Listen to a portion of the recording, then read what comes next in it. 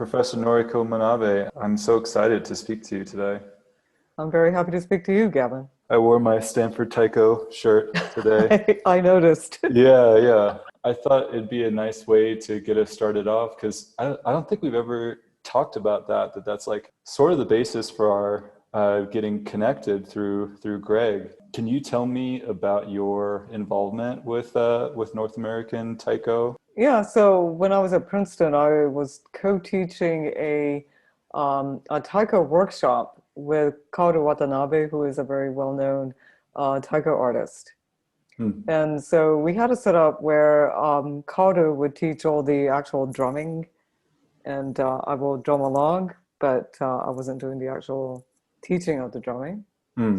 And he's quite athletic and quite fun to watch. So I Sure. think a lot of the students enjoyed that. And then I taught the cultural aspects of taiko. So the students had something to read every week, and we would have a seminar type discussion about it also. So cool. That's really Yeah. awesome. It reminds me of the class that Steve and Linda Sano taught at Stanford, and I'm sure they still do. Hmm. That's along the same lines, that there's sort of a seminar part and some actual playing as Yeah. well. And many of us in the group actually took that class. I was in the Stanford Taiko in 2009 and 2010, and it was a really great group to be part of. So what did you guys perform? What did we perform? Yeah. Yeah, so Stanford Taiko is a very DIY group through and through. That majority of we at first and still make our own drums, and the material that we play is vast majority original compositions. Oh, wow. Yeah. In fact, I, Wow. I think pretty much 100%. There's sometimes that we'll play a traditional, like a Matsuri song or something like that, but Hmm. but most of it is original compositions. Um, Wow. So you team up taiko playing with something else then? it's usually just taiko, but there's some songs that will involve other instruments. Like some members have written songs that involve marimbas, for example, or piano or things like that.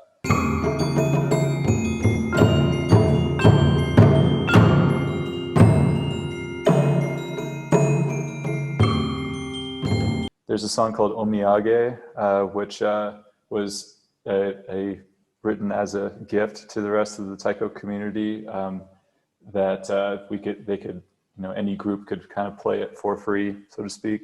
Hmm. But I remember, we all used to learn it because it has all these flashy, bocce twirls and things like that. Oh, Um, cool.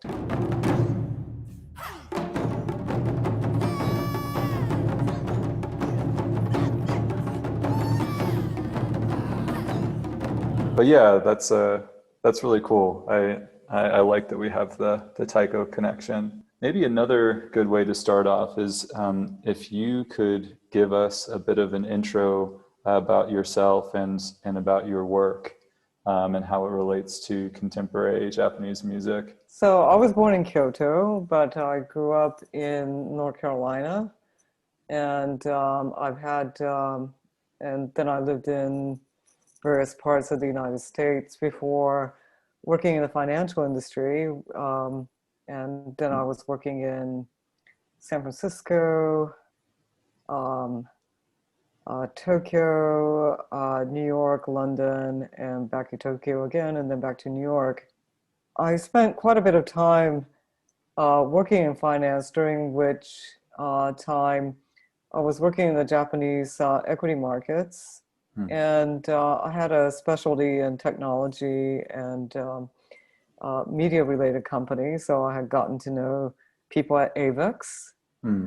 the record company, as well, and I visited Sony Music when it was a listed company, and a Oh, little bit after it was a listed company, and I visited Sony, the conglomerate also. And I've visited a number of the TV companies. So it made me familiar with some aspects of the business of hmm. popular Japanese culture.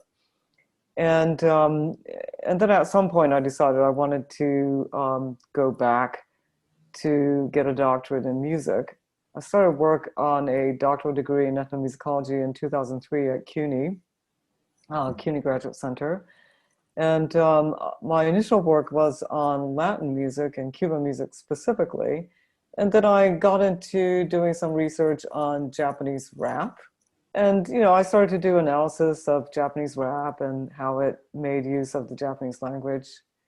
And then in 2005, I went to Japan and did some field work among some rappers. And I met 16 or 17 rappers and I talked to them about their rap technique. And then I made it into an article which got published in the Journal of Ethnomusicology. And then I, started to do some serious work on Japanese popular music. In 2008, 2009, I was in Japan at Nichibunken, which is the International Research Center for Japanese Studies. And I did field work on Japanese reggae and Japanese hip hop and a bit on Japanese dance music while I was there. And I finished my dissertation, which talked about how Japanese musics have been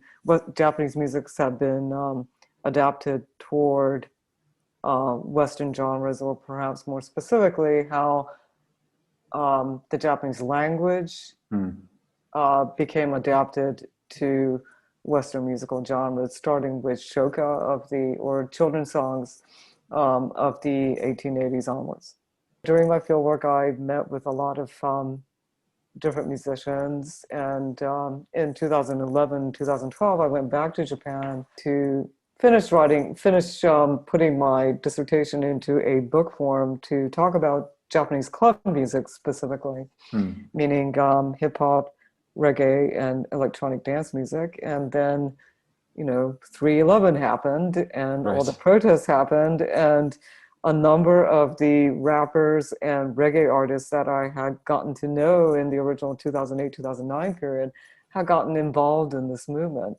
And they convinced me that this was a more important thing to write about at the time. And the more I looked at it, I realized that was true, because there were questions about the fragility of Japanese democracy. And seeing what we have seen in the United States, we have all now learned that democracy is actually something that needs to be worked at like a relationship. Yes, and so that's right. So I thought this was something of great concern. So I wrote a book on protest music after 3/11 called "The Revolution Will Not Be Televised: Protest Music After Fukushima." And what that particular book looked at was why it was so difficult for musicians to get involved with the social movement and talk about politics, which has to do with the way the record industry and the media industry is set up, which is something that was interesting for me to know, having been a former media analyst. And to talk about how they try to shape their music or get involved with social movements despite these difficulties in 4 different spheres of music production, or music performance, meaning cyberspace, where people could be anonymous,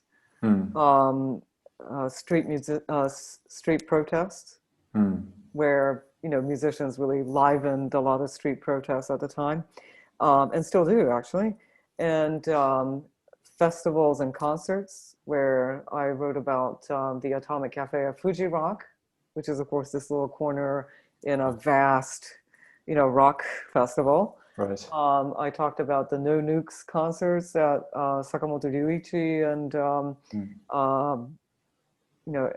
Goto of Asian Kung Fu Generation, and some of these other artists I put together and have repeated over a number of years. And then I also talked about Project Fukushima, which of course is not an explicitly anti-nuclear festival, but if you went there and witnessed Fukushima, you would basically be understanding what it was like to have to be in that kind of environment after a nuclear disaster.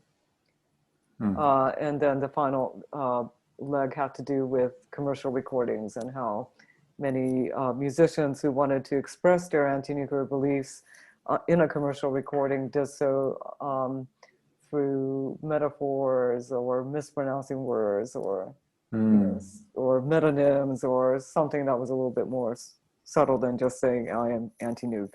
Right. Yeah. Yeah. Makes sense. So that was my book, and I had a second leg to this book, which we left out of the first book because it had gotten so long. That talked about intertextuality in protest music, where I'm actually doing also a comparison with the way protest music in the US uses these different tools. But I'm also editing the Oxford Handbook of Protest Music, and I'm also editing a book called Nuclear Music with Jessica Schwartz of UCLA, which talks about music that has to do with the nuclear chain. So we have an essay about Chernobyl, we have I've written an essay on Hiroshima and Nagasaki, and my co-editor is writing about the U.S., Native Americans, and the Marshall Islands. Wow. Yes, you've been a busy woman. It would seem. Yeah, and I edit a book series called 33 1/3 Japan with Bloomsbury Press, which currently has 6 books out, and we have 2 more books coming, which is a series of books that concentrate on a single artist, often on a single album. And, you know, we address various topics in popular music. We have a book on Totoro. Yes. We have a book on Cowboy I have a Bebop. question for you Oh, okay.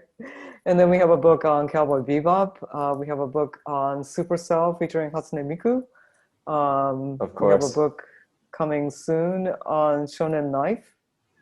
Cool. The female punk band. And then we have a book on the Nenes, Okinawa book coming out soon. We got a book on Cornelius's Phantasma.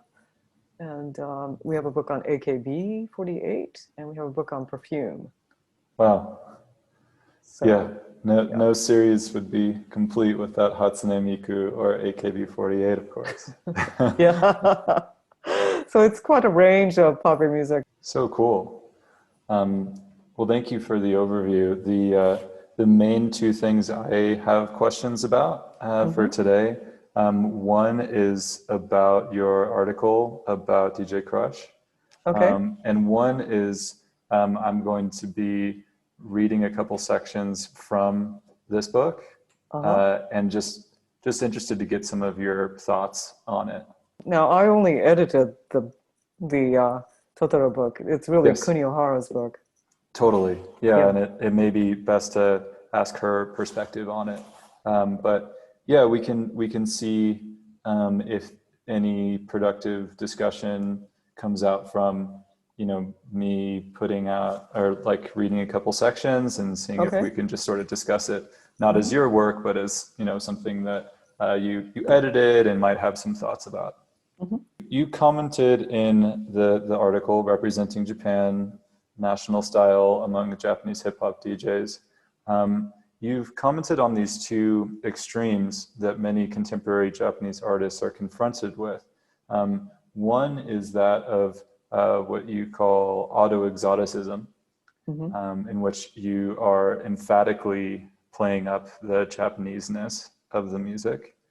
And the other one is doing basically doing none of that and pursuing a genre in a purely kind of Western way that sometimes can get these artists labeled as mere imitators. And you talk about in the article how DJ Crush has tried to thread the needle between these 2 extremes with some noticeable things that could be characterized as traditional Japanese and other things that cement it a bit more clearly in the hip hop genre as it's existed in the West. Could you talk about each of these extremes and how DJ Crush has kind of found a middle path in between them? So that article was really talking about how difficult it is for a Japanese artist to sell themselves in the global world.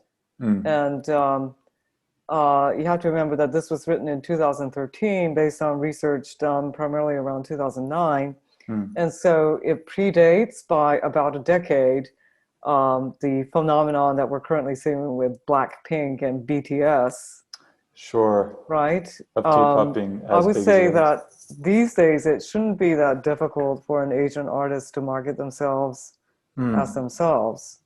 But, back in the day, it would have been quite different. Mm. So, um, I think the world has changed over the last couple of years thanks to the internet and the accessibility of things like K-pop. Mm. On the internet, the the ability of YouTube with its algorithms to popularize what had become an obscure city pop song from the late 1970s or early 1980s into this global smash hit, which is then pursued by people in Australia or something. Right. I mean, that is a pretty, that is a phenomenon of the last, 5 or 6 years or so, I would say. Mm. So I'm talking from this historical point of view, Yeah. where it was very difficult for people, for artists in Japan working in Western popular music genres to make a dent. And Mm. at that point, there had been a whole stream of people, of Western artists who had tried to cross over into, say, the U.S. with little success. So Pink Lady in the '70s comes to mind. Masuda Seiko in the '80s comes to mind. Utada Hikaru in the 2000s comes to mind. So there's a whole list of Mm. these kinds of people. And so what prompted this idea was that DJ Crush had gone to New York in the early 1990s to um, do a mix, and he was working with various American rappers who were then telling him, well, what's Japanese about this? Where is the Japanese element Mm. of this? And he had actually, he's a working class guy from Tokyo who, um, who has a junior high school education, and he's kind of sitting there thinking, well, I never really thought about traditional Japanese music. I mean, like, why would I? and Right. but he starts thinking about it, and he starts sampling shakuhachi, and then the hit that he does with CL Smooth actually goes pretty well. So then he's thinking, well, maybe I should do this more. And he actually starts to listen to traditional music and starts to pick up the nuances of it actually quite well. He really listens closely with that, that very, precise DJ's ear Totally. into those things. And he realizes things like heterophony, Mm. the fact that things don't land precisely together in a lot of traditional Japanese music, and he starts to incorporate these kinds of variances, the variances of Japanese traditional musical aesthetics into his mixes and his recorded work, which I think is actually pretty fascinating. And so he does a whole series of albums, like Jaku, I think, is probably the most famous, from about 2003, Totally. that actually incorporate raw playing by shakuhachi masters and taiko masters from Koto too, to Oh, that's right. to do these kinds of really great pieces of music.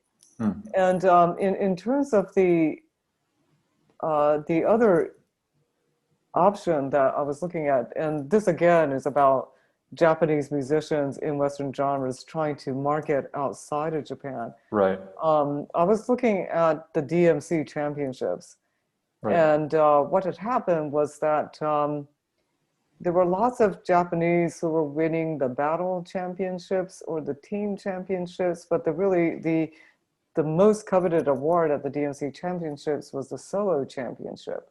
Mm. And the first guy to win that was DJ Kentaro in the early 2000s.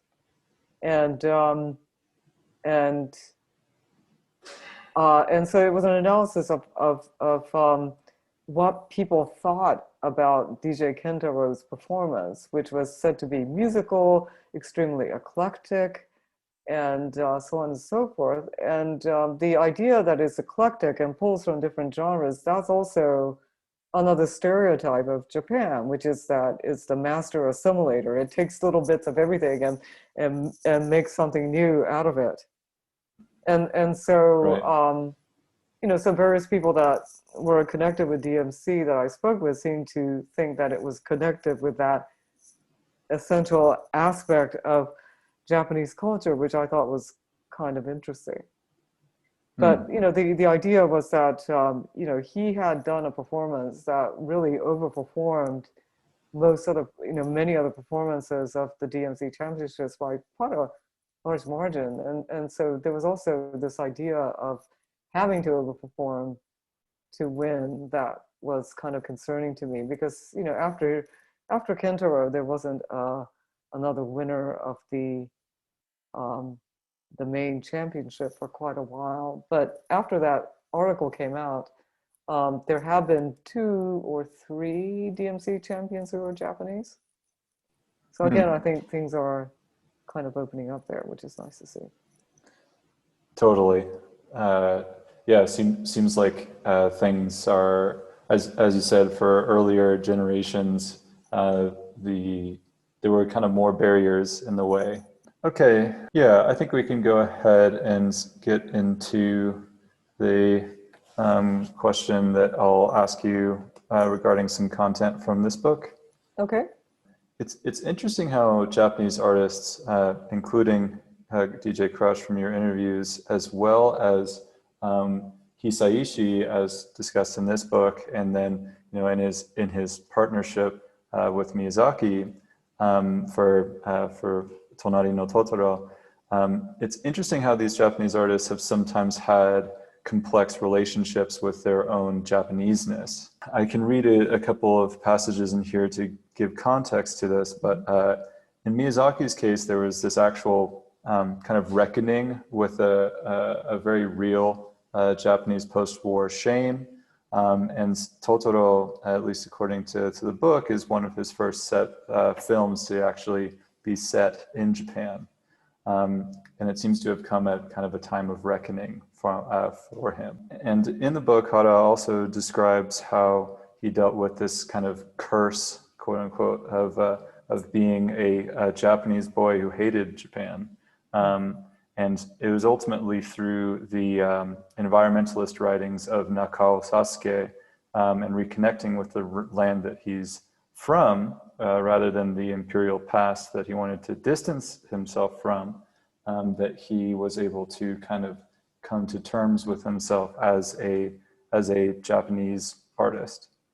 And so I guess what I'm getting to is that for this movie in particular, there was from his side, from Miyazaki's side, this idea of like, I'm finally setting a film in Japan, premiered the same day as Grave of the Fireflies, which is a much less pleasant film, but also set in Japan and from Studio Ghibli, or much less comfortable topic, of course. Then on the other side, when asked about it, Hisaishi, when asked about the music from Tonari no Totoro, he was saying that Tonari no Totoro is not rooted in the climate, the fudo of Japan.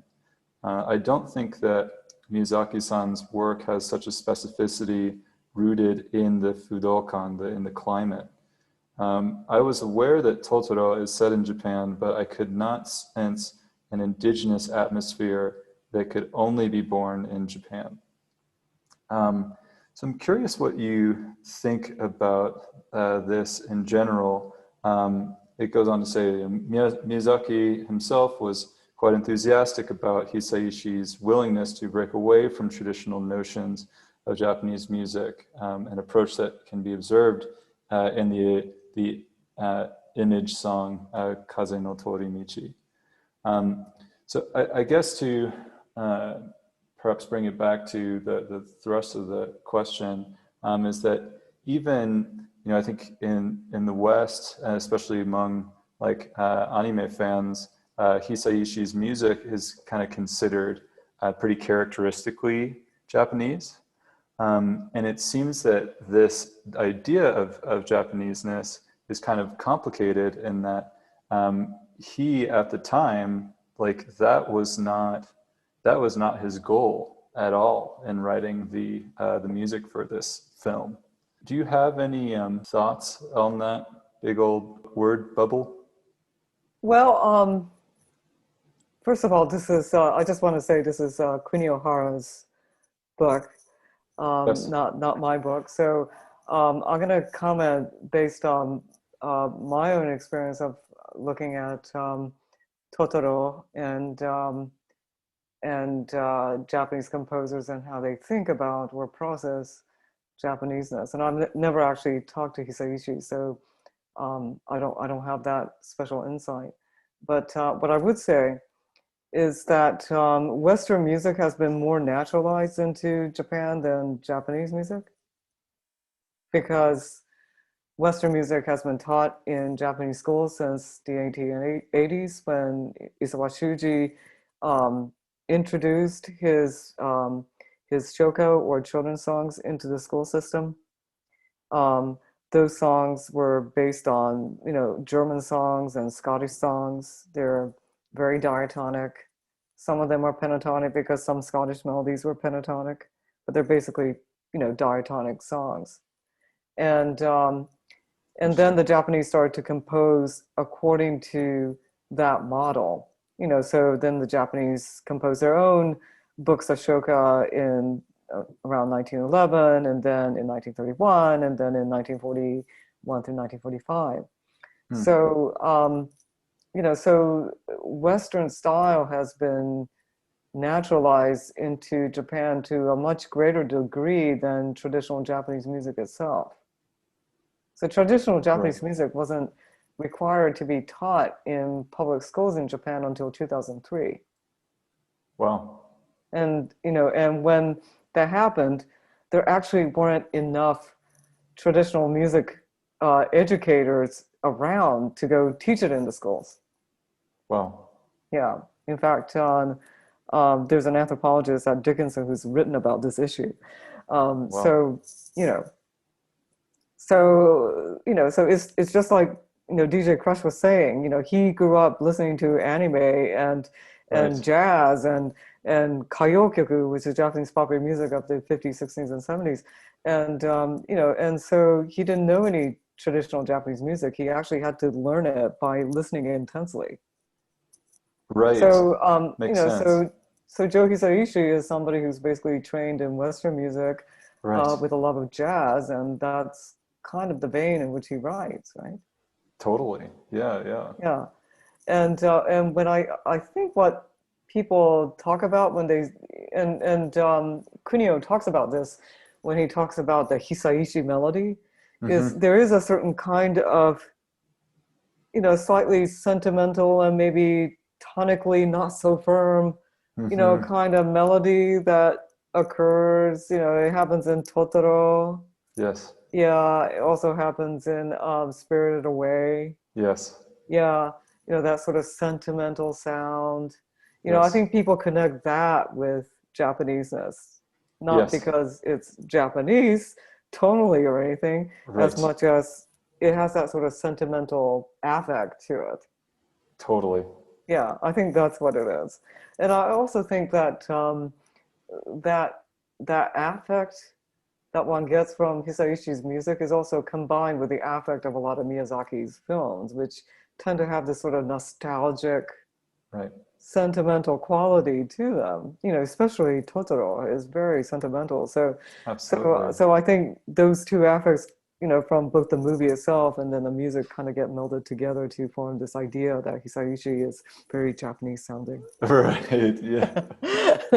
Right. Whereas, like, if you heard the music in isolation from seeing it in the film, you wouldn't necessarily label it as that.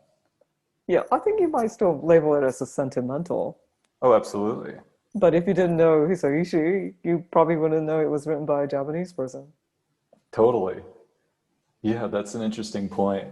Um, and that whole piece around shoka and this idea that, like, by the 70s and 80s, you have generations of people uh, whose first experiences with music, their education with music was Westernized.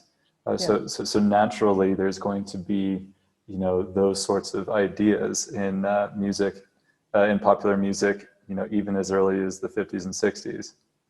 Oh yeah, as early as the 1920s and 30s, actually.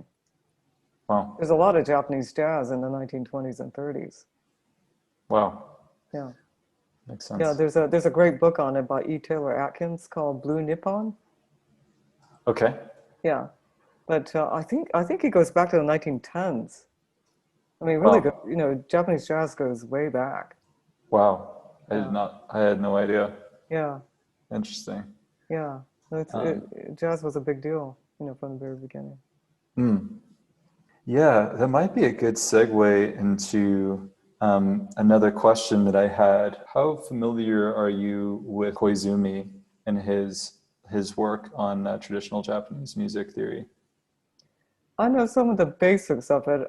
If you were to ask me a really detailed question, I don't know Sounds good. how that would go.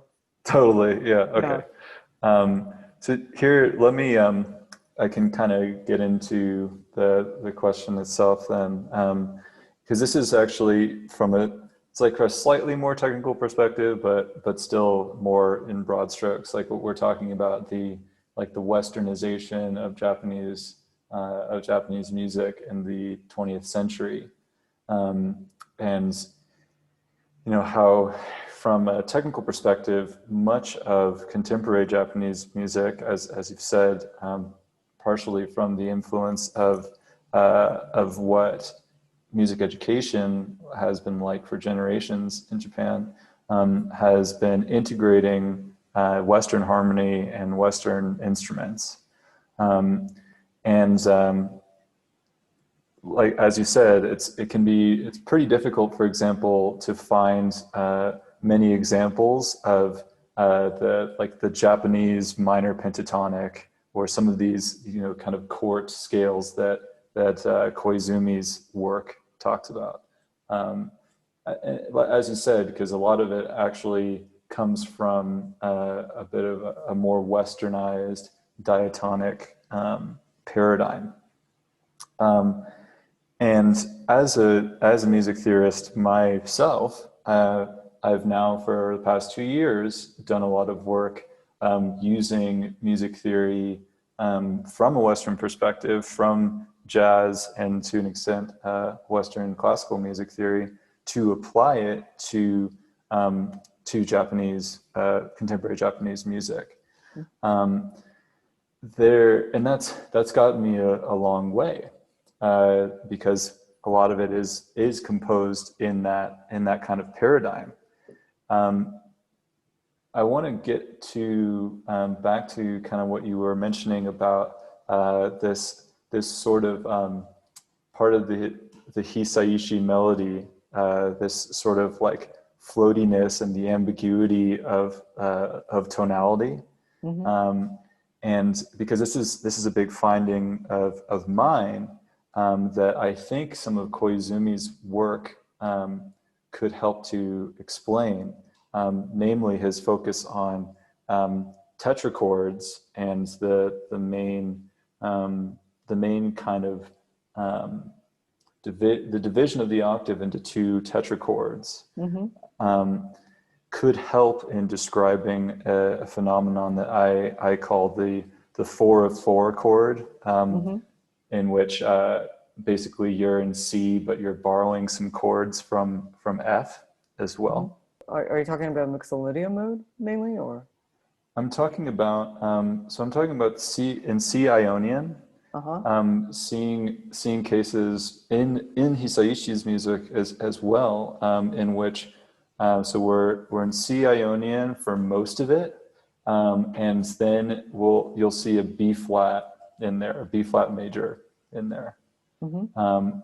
and in some cases you're actually it's actually a vanilla modulation from C up to F, Hmm. like in the theme for Legend of Ashitaka from Hmm. Princess Mononoke. Hmm. He does one of these things where he uses this kind of 4 of 4 device, like a B flat in C major. Hmm. And he ends up using it as a way to pivot to F, and he repeats the theme in F, actually.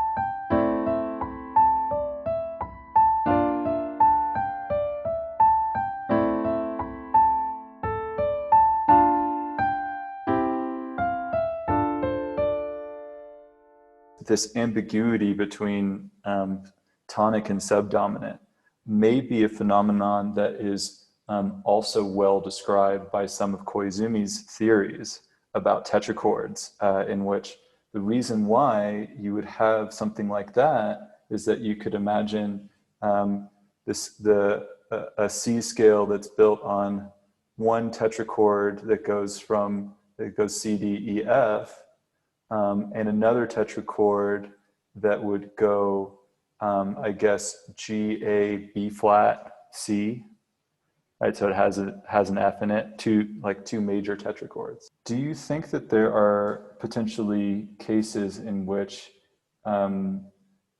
similar to DJ Crush's diving into and being kind of re-influenced by traditional aesthetics, do you think there's an extent to which Koizumi's theories might help to explain some of this ambiguity between tonic and subdominant in Japanese music?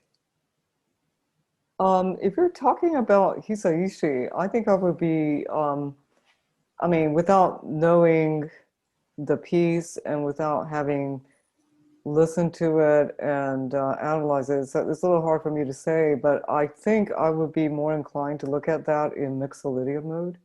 Okay. Because that would also give you a B flat in C. Right. Yep. And he does have a jazz aspect to him.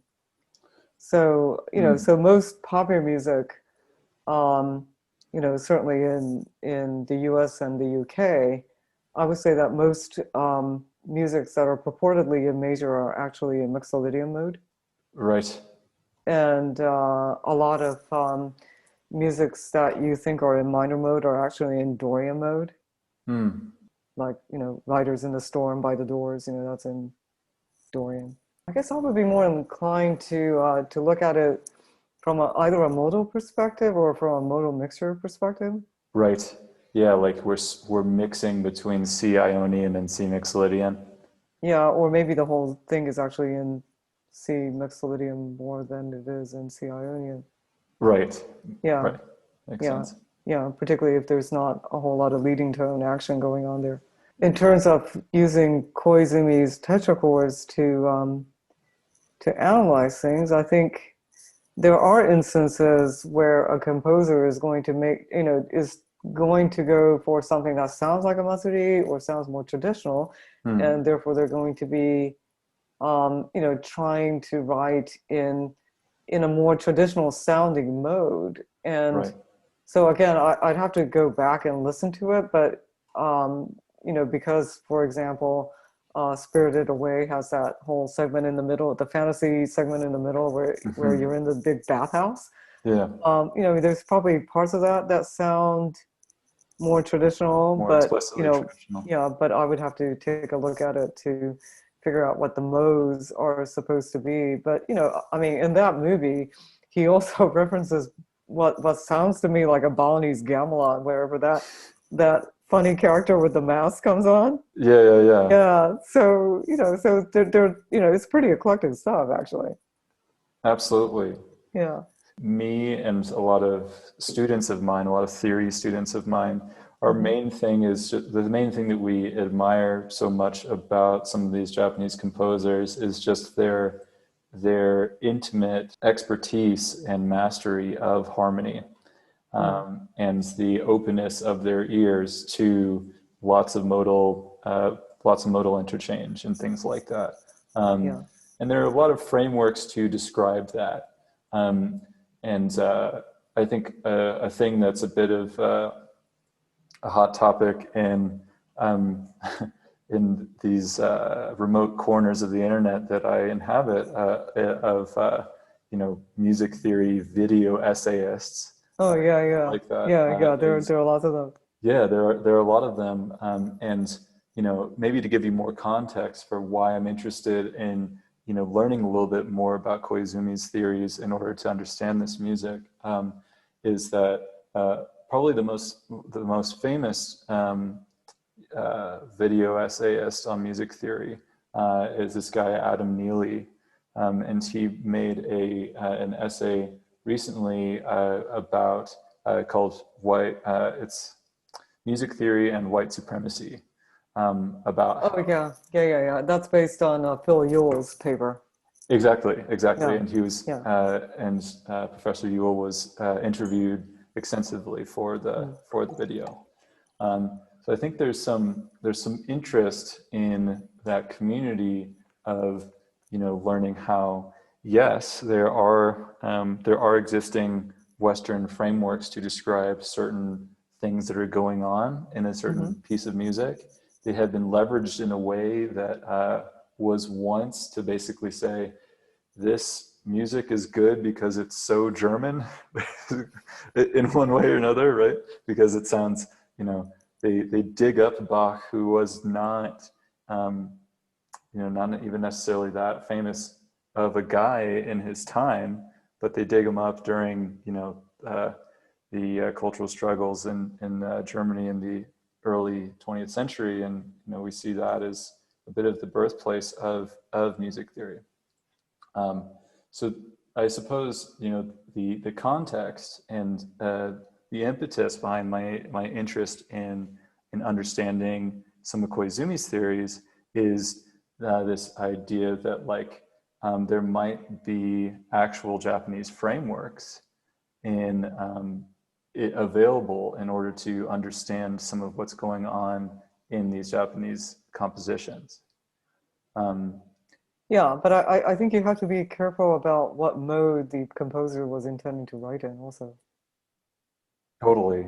Yeah. And like you said, like in the Japanese context, like there's so much Westernization, and there's so much there's a lot of ambiguity there in terms of, like, what was the actual framework they were coming from? What was the actual composer using at the time?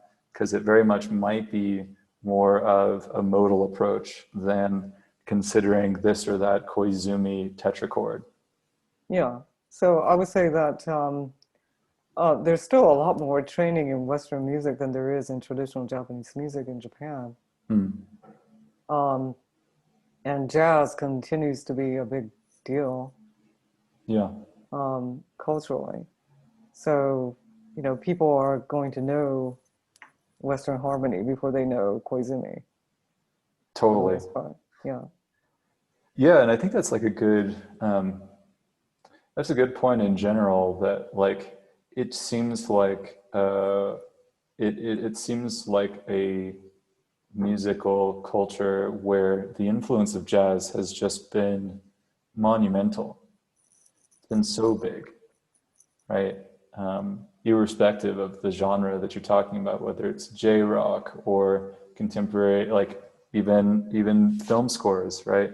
It all, a lot of it has this influence from jazz, and particularly from, like, jazz from the modal era, and bebop era and things like that. Yeah. And I think the other thing that is worth keeping in mind is that, you know, Japanese musicians, a lot of them do get around and do receive training at Berkeley or, you know, some other, Western conservatory Totally. somewhere. Yeah. Like Hiromi Uehara, like she went to Berkeley, I know, and was Yeah. mentored by Ahmad Jamal there. You Or know, yeah, wasn't she also mentored by Chick Corea in some way? correct. Yeah, She was sort of discovered by him yeah, at a competition in Tokyo, I believe. yeah. Um, that's sort of like the background of my interest in these things. Hmm. And perhaps, you know, the conclusion is that, like, given all that, it may be not so problematic to be using jazz frameworks to describe the approaches of modern Japanese composers, because that's involved in their musical upbringing. Yeah, I think it really depends on which composer you're looking at. I mean, there are composers that are, you know, trying to find some way of expressing Japanese aesthetics. Like But they're Takemitsu. Yeah, but they're typically working in concert music modes. There are musicians who try to incorporate different instruments, but also, you know, different aspects of timing Mm, and, you know, conceptions of pitch. and form. So, so you have people who are thinking about these things, just as DJ Crush was thinking about these things in his, his corner of the world. Yeah, Right. but you have to be, but I think it's worth keeping in mind what kind of mode that, um, that composer or musician was attempting to write it. Yeah, makes total sense. As in, it's sort of one thing if it's known that this artist was explicitly trying for a certain traditional affect, and another if it just like happens to be something that you could use Koizumi's theories, for example, to explain, when in reality it's written from a modal jazz perspective. Yeah.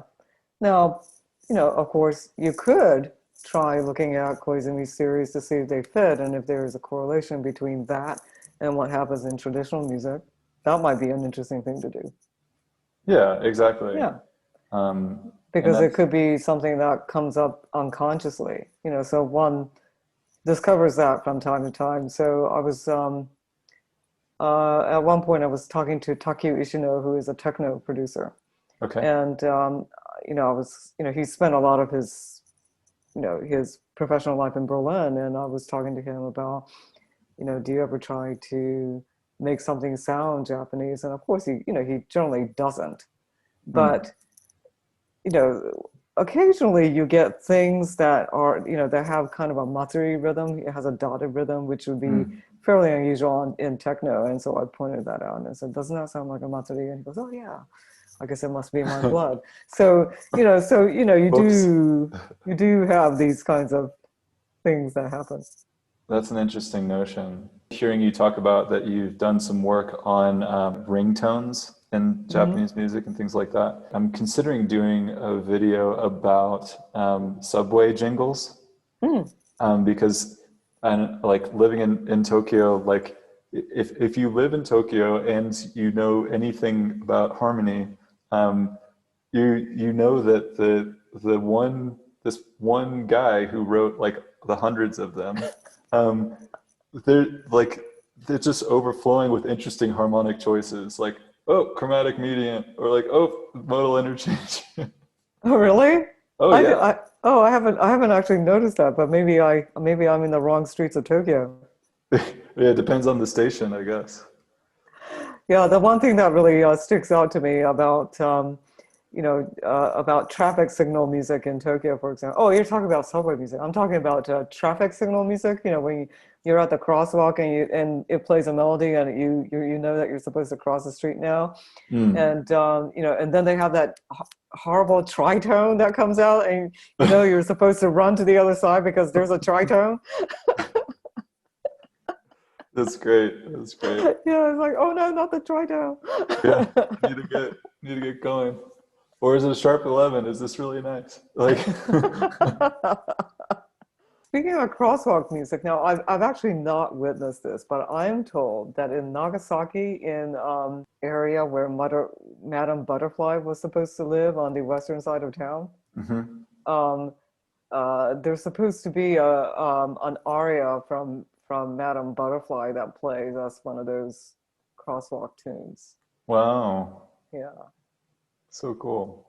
yeah, Yeah, it's such an interesting, like these little these little ways in which like music pervades daily life in Japan. It's really special. yeah. Are But you you're right from? about the subway tunes. There's a lot of subway tunes. Yeah. Yeah, so I looked into it a little bit, and there's this one composer who's done it since the '80s. You hear him play one of them, and you're like, oh, it's totally the guy.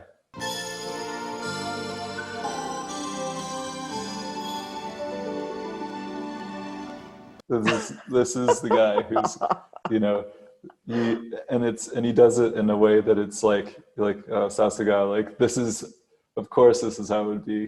He's like, yeah, when they build a new station, I go to the station and I walk around and I get the air of it, and then I come back and I write the theme. Oh, that's so hilarious. Yeah, It's this So whole there's thing. a different theme for each station?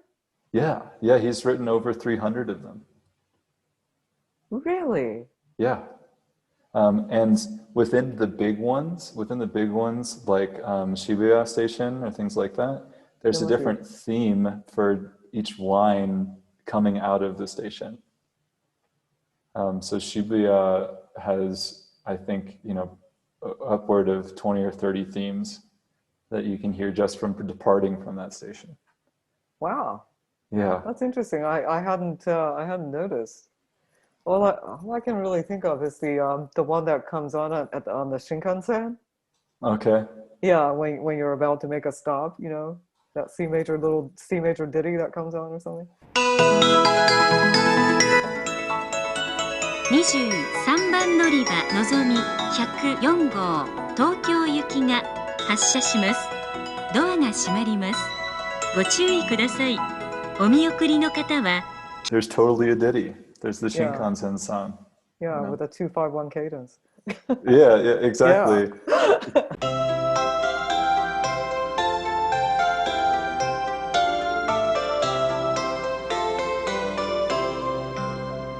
I was thinking about making it because it's this great review of all this stuff that I've taught my students. Like, oh, check it out. It's like a 251, just like I told you about, or 4536, just like I told you about. A couple of friends and I are trying to research this and be able to systematically go through all of the subway jingle themes for Tokyo now. But we're having a tough time of it because you can only get them on CDs in Japan. Oh yeah, I mean, yeah. I guess we can't go to Japan at the moment, so that'll be Yeah. that would be pretty awkward. I have a couple Well, you can actually order stuff on Amazon.co.jp. to have them shipped here. Yeah. I Yeah, mean, the shipping cost will be more than the CD, but exactly. but it is possible to do that. And there is a Kinokuniya in New York. Yep. One in San Francisco as well. I don't know what they're up to these days, but I'm assuming that the store is still there and can ship you stuff. The last time I checked, they had a pretty big selection of CDs and music books and stuff, but they had a much bigger collection of manga, of course. Yes, Yeah, right.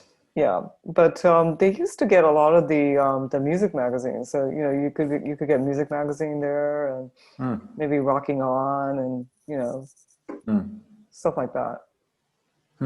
Nothing having to do with dance music or hip hop, but they had those. They had the rock ones. Because it's something that fans of Japanese music, they still run into. Like, oh, guess I'm paying $50 to have a CD shipped, and I need to get a CD drive for listening to the thing. I know, it just seems like so yesteryear. But I have to say, whenever I'm in Japan, Yeah. I just make sure that my Tsutaya card is still okay. Yeah. Yeah, and I just like rent tons of stuff. Right. Makes Yeah, sense. yeah, and listen to them. And thankfully, you could actually go to a Tsutaya store and actually listen to a number of them without even renting it, right? Yeah, yeah. They let you just listen to whatever you Just want. sit there, and as long as you buy your coffee or something. True. Yeah, Yeah, that's so great. yeah. But that's a good way to kind of check out to make sure that you haven't missed something. But certainly before I interview somebody, I rent out a whole stack of stuff and listen to all the records, and so that I'll have stuff to ask about the This music. record and that Oh record. yeah, yeah, yeah. And you have Makes sense. kind of a sense of how they progress musically over time. Right. Yeah. Yeah, Wow. Yeah, I can imagine. For yeah, interviewing a musician, that's a great process to go through. yeah. Not as And it's easy if you're outside Japan. not so easy when you're outside Japan, but it's Satire is like a great resource because you can really get to know an artist in pretty short order just by going there and doing your homework in that store. Right. It's like a public music library of sorts. Yeah, well, I do actually pay them to run stuff, but but Right. but it's yeah, but it's you know, you have the lyric sheets and everything, and you know, you sit there and say, okay, you know, this is how the rhyme scheme works, yeah, you know, so you kind of check out the differences in flow from, you know, time to time or something. So it's great for that. It really gives you that, you know, a good, you know, volume of work on a particular artist. Well, thank you so much, Professor. Well, Appreciate thank your you. time. Thank you. It's been a pleasure talking to you.